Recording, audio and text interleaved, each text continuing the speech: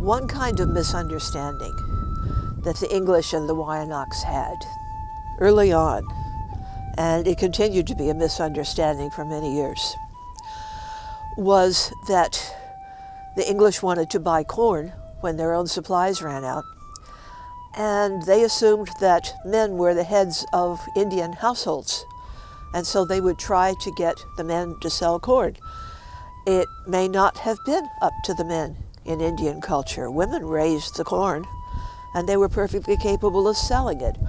And the English may well have offended those Indian women by refusing to talk to them and going to the husbands instead. The English and the Indian men had their difficulties because they were all very interested in arms for warfare. Most of the English colonists had been to the wars in Europe, and they had firearms. The Indian men lived in a place where raiding went on all the time. The enemies for the Wyandots were on the west side of Richmond. Warfare came right to your door. So the Indian men with their bows and arrows and tomahawks were expert in using them. They were expert marksmen. But they soon realized that the English weapons, initially sounding scary, those weapons could shoot farther. The bigger weapons anyway. And since these were all military men of one sort or another, they were fascinated with each other's weapons. And of course the English assumed that their weapons were better, which was not necessarily true.